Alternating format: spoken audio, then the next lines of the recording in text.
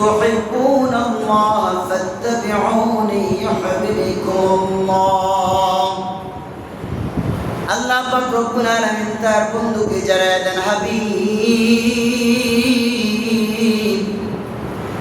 আপনি আমার বান্দা আপনার উম্মতদেরকে জানায় দেন, যারা আমি আল্লাহকে যারা ভালোবাসতে চাই, যারা আমি আল্লাহকে যারা পেতে চাই, তারা যেন আপনি হাবিব মুহাম্মদকে আগে ভালোবাসে। যে লোকটা আপনাকে ভালোবাসে সেই লোকটা আমাকে ভালোবাসলো, আর যে লোকটা আপনার সাথে বিরোধিতা করে, আপনার দুশমন আপনার শত্রু, সে যেন এই আশা না করে যে আল্লাহ রাসূলের দুশমনি করে আল্লাহকে ভালোবাসে, তা যেন কল্পনা না করে। সর্বপ্রথম আল্লাহ রাসূলকে ভালোবাসতে হবে। আল্লাহ রাসূলকে যদি আমি ভালোবাসতে পারি তাহলে আল্লাহকে ভালোবাসা হবে। আল্লাহ রাসূল আর হাদিসের মধ্যে বলেন, লা ইউমিনু আহাদুকুম হাত্তা আকুনা হাব্বা ইলাইহি মিন ওয়ালাদিহি ওয়া ওয়ালাদিহি ওয়ান নাসি আজমাইন।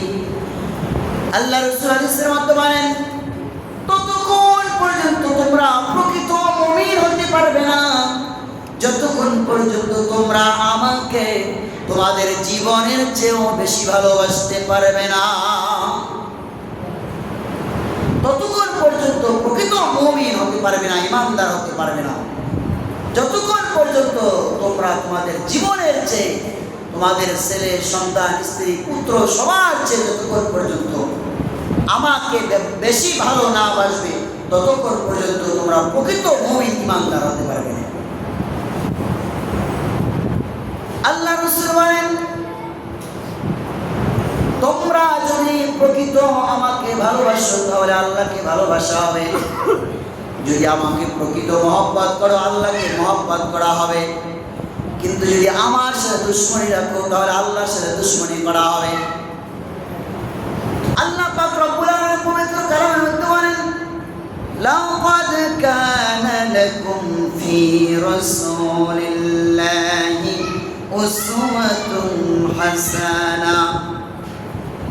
আল্লাহ পাক রব্বুল আলামিন অবশ্যই রাসূলের মধ্যে রেখেছেন উত্তম আদর্শ, উত্তম হাসানা রেখেছেন। আম্মা জান আয়েশা রাদিয়াল্লাহু তাআলা আনহাকে মহিলারা জিজ্ঞাসা করে, ও উম্মাতুল মুমিনিন আয়েশা, আল্লাহ রাসূলের সিরাত কেমন ছিল, আদর্শ কেমন ছিল? আম্মা জান আয়েশা রাদিয়াল্লাহু তাআলা আনহা বলে, তোমরা কি কোরআন পড়ো না? বলে, কোরআন তো পড়ি। আম্মা জান আয়েশা রাদিয়াল্লাহু তাআলা আনহা বলে, যদি কোরআন পড়ে থাকো কোরআনের মধ্যে তো আছে কানা খুলুকুল কুরআন, যে এই কোরআনটাই হলো আল্লাহর রাসূলের উত্তম আদর্শ। বলেন সুবহানাল্লাহ।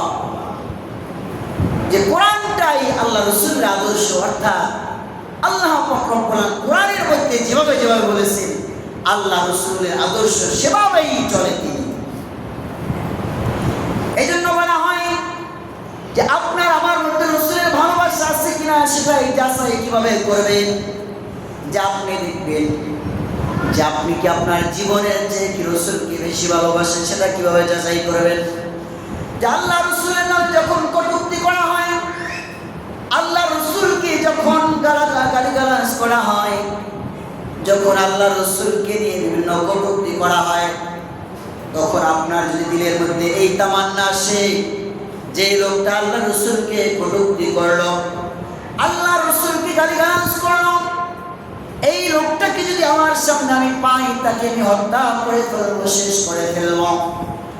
আমার জীবন যায় যাক, আমার জীবন যদি চলেও যায় তাও তবুও রাসূলের যে দুশমন, রাসূলের যে শত্রু তাকে আমি শেষ করে ফেলবো।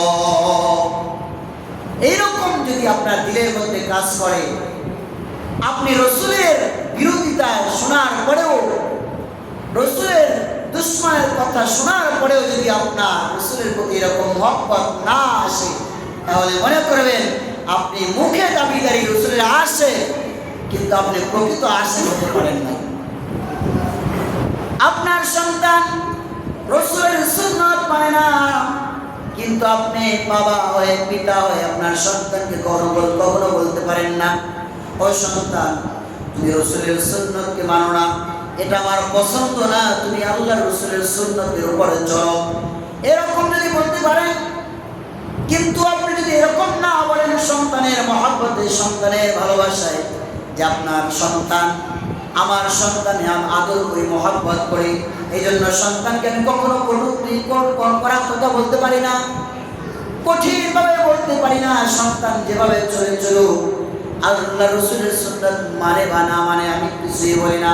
তাহলে বুঝতে হবে আল্লাহ রাসূলের চেয়ে আপনার সন্তানের মহব্বত বেশি আপনার দিলের মধ্যে। আপনার স্ত্রী আল্লাহ রাসূলের সুন্নাতকে মানে না, আল্লাহ রাসূলের সুন্নাতের পথে চলে না, আপনি কখনো আপনার স্ত্রীর মহব্বতের কারণে আপনার স্ত্রীকে আপনি এত ভালোবাসেন যে আপনার স্ত্রীকে কখনো এই কথা বলতে পারেন নাই যে তুমি আল্লাহ রাসূলের সুন্নাতকে মানো না, আল্লাহ রাসূলের অনুসারী না।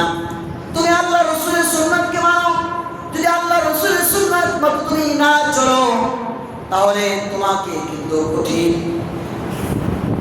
কঠিনভাবে বলা হবে,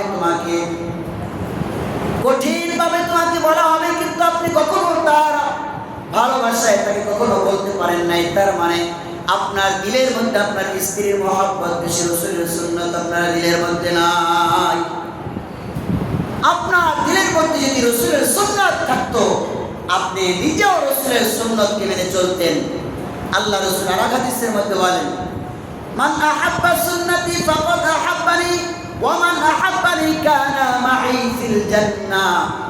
যারা আমাকে ভালোবাসতে চায় তারা যেন আমার সুন্নতকে মেনে চলে, কারণ যারা আমার সুন্নতকে মেনে চলে তারা আমি স্বয়ং আল্লাহ রাসূলকে ভালোবাসে। সুবহানাল্লাহ। এই জন্য আল্লাহকে ভালোবাসতে হলে আল্লাহ রাসূলকে ভালোবাসতে হবে, আর আল্লাহ রাসূলকে ভালোবাসতে আল্লাহর সুন্নতকে ভালোবাসতে হবে। কিন্তু আপনি যদি আল্লাহ রাসূলের সুন্নাতকে ভালোবাসতে না পারেন, তাহলে আপনি প্রকৃত মুমিন হতে পারলেন না, প্রকৃত ঈমানদার হতে পারলেন না। আপনি মুখে মুখে শুধু বললেন যে আমি আল্লাহ রাসূলকে ভালোবাসি, মহব্বত করি, প্রকৃত ঈমানদার হতে পারলেন না, প্রকৃত রাসূলের আশিক হতে পারলেন না। এই জন্য আমরা শুধুই ঈদে মিলাদুন নবী, কিন্তু রাসূলের সিরাত, রাসূলের জীবন সম্পর্কে আমাদের ধারণা নাই। এই জন্য আমরা রাসূলের সুন্নাতকেও মানতে আমাদের সেরকম মনের মধ্যে আগ্রহ জাগে না। কিন্তু যদি আমরা রাসূলের সুন্নাত নিয়ে ঘাটতাম, রাসূলের জীবন নিয়ে, যে রাসূলের জীবনটা কত সুন্দরময় ছিল, কত মণিময় ছিল, রাসূলের জন্মের যে অলৌকিক ঘটনা ছিল, আল্লাহ রাসূলের মাতা আমেনা বলে, আমি যখন আমার সন্তান মুহাম্মদ যখন আমার গর্ভে আসলো, গর্ভে আসার পরে আমি যখন রাস্তা দিয়ে হাঁটতাম, যত রোদ থাকুক না কেন আমার মাথার উপর দিয়ে কোথা থেকে যেন ছায়া এসে যাইত, আমার মাথার উপরে রোদ থাকতো না, ছায়া এসে যাইত, এবং পাখিগুলো কিচির মিচির করে কি যেন বলতো, আর আমার মাথার উপর থেকে তারা সরে যাইত। তাদের বাসায় মনে হয় এরকম বলতো যে তোমরা সরে যাও, আমিনার মাথার উপর থেকো না, কারণ সে হলো মুহাম্মাদের মা।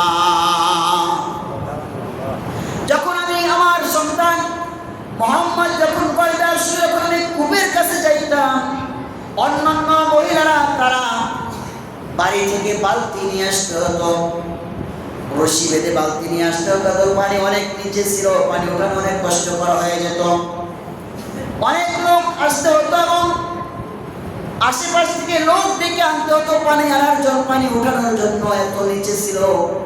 কিন্তু আমি যখন কূপের কাছে যাইতাম, আল্লাহ পাক রব্বুল আলামিন জিবরাইলকে পাঠিয়ে দিতেন, জিবরাইল তাড়াতাড়ি তুমি কূপের কাছে চলে যাও, আমার বন্ধুর মা আসছে কূপের কাছে পানি নেওয়ার জন্য, তার যেন বিন্দু মাত্র কষ্ট না হয়, তুমি পানিকে অর্ডার করো, পানি যেন একেবারে কূপের উপরে উঠে যায়, মুখে উঠে যায়।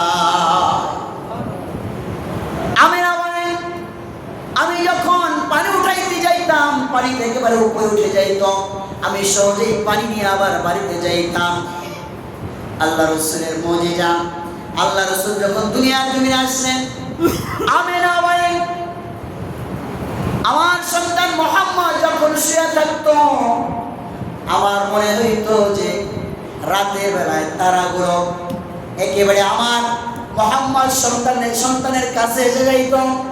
আমার সন্তান যেদিকে হাত ঘুরাইতো তারাগুলো সেদিকে যাইতো, আমার সন্তান যেদিকে তাকাইতো তারাগুলো সেদিকে যাইতো। আমার মনে হইতো আসমানের তারাগুলো আমার সন্তানের সাথে খেলাধুলা করে। বলেন সুবহানাল্লাহ। আল্লাহ রসুলের জীবনী, আল্লাহ রসুলের সিরাত আমরা এগুলো আজকে পড়ি না, আমরা জানি না যে যেই লোকটা দাদা হতে চায় সে যেন আল্লাহ রসুল অনুসরণ করে যে আল্লাহ রসুল কিরকম দাদা ছিলেন। যেই লোকটা নানা সে যেন আল্লাহ রসুল অনুসরণ করে যে নানা কেমন ছিল, নানার আচরণ কেমন ছিল। যে লোকটা পিতা সে যেন আল্লাহ রসুলকে অনুসরণ করে যে আল্লাহ রসুল কেমন পিতা ছিলেন।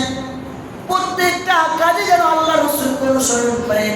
যদি আল্লাহ রসুলের অনুসরণ করে চলতে পারে তাহলে সে হবে সফল সঠিক ইমানদার মুত্তাকি। এই জন্য যেটা বলতেছিলাম বাবা, জামাতের ঈদে মিলাদুন নবী অর্থাৎ যারা রসুলের জন্ম নিয়ে খুশি, তারা যেন এটা ভাবে যে আল্লাহ রসুলের জন্ম এই মাসে হয়েছে এবং মৃত্যু এই মাসে। এই জন্য বেশি অতিরিক্ত, কারণ সাহাবীরা তারা কখনো জন্মদিন আল্লাহ রসুলের জন্মদিন পালন করেন নাই, মৃত্যুবার্ষিকীও করেন নাই। আজকে আমাদের সমাজে কিছু মুসলমানের সন্তান দেখবেন বাবারা যেমন মারাও তেমন, যে জন্মদিবস পালন করে, জন্মবার্ষিকী মৃত্যুবার্ষিকী এগুলো পালন করা জায়েজ নাই, কারণ সাহাবীরা কখনো পালন করে নাই। আমরা সন্তানের এত মহব্বত আমাদের দিলের মধ্যে যে আমার সন্তান গুনাহ কাজ করতেছে নাকি অন্যায় কাজ করতেছে সেগুলো দেখার আমাদের সময় নাই। আমরা সন্তানের কথায় আমরা খ্রিস্টানের কাজ করতেছি, আমরা কেক কাটতেছি, মৃত্যুবার্ষিকী করতেছি। এজন্য এগুলো সাহাবীরা করে নাই, আমরা এগুলো করব না। কারণ আমরা খুশি, সকলেই খুশি আল্লাহ রসুলের জন্ম হয়েছে। আবার আমরা বেদনাও, কারণ এই মাসে আল্লাহ রসুলের মৃত্যু হয়েছে। খুশিতে খুশি আবার বেদনার সময়, কারণ যে ওমর রাদিয়াল্লাহু তাআলা আল্লাহ রসুলের যখন কাফের ছিল আল্লাহ রসুলের গলা কাটার জন্য গিয়েছিলেন। আবু জাহেল যখন বলে যে মুহাম্মাদের গলা কেটে যে আমার কাছে আনতে পারবে তাকে পুরস্কৃত করা হবে, গেলেন, আমরা সকল ইতিহাস জানি, কিন্তু পারলেন না। সে মুসলমান হলেন, কিন্তু মুসলমান হওয়ার পরে তার আল্লাহ রসুলের প্রতি এমন মহব্বত হয়েছে, আল্লাহ রসুল যখন দুনিয়ার জমিন থেকে বিদায় নিলেন সকলেই তো সকলেই পেরেশানি, সকলের মনে কষ্ট ব্যথা, সকলে কান্নাকাটি করতেছে। কিন্তু ওমর রাদিয়াল্লাহু তাআলা ছুরি নিয়ে ঘুরে আর বলে, যে বলবি মুহাম্মদ নাই তার গলাটা আলাদা করে ফেলব। তাহলে চিন্তা করেন তাদের রসুলের প্রতি কত মহব্বত ছিল, কত ভালোবাসা ছিল। কিন্তু তারা কখনো আল্লাহ রসুলের জন্ম তারিখ এবং মৃত্যু তারিখ সেগুলো পালন করে নাই। আমরা এগুলো থেকে বেঁচে থাকবো, আমরা বেশি বেশি রসুলের প্রতি দুরূদ করব। আমরা যদি রসুলকে প্রকৃতই ভালোবাসি তাহলে আমরা রসুলের সুন্নাতকে মেনে চলবো, রসুলের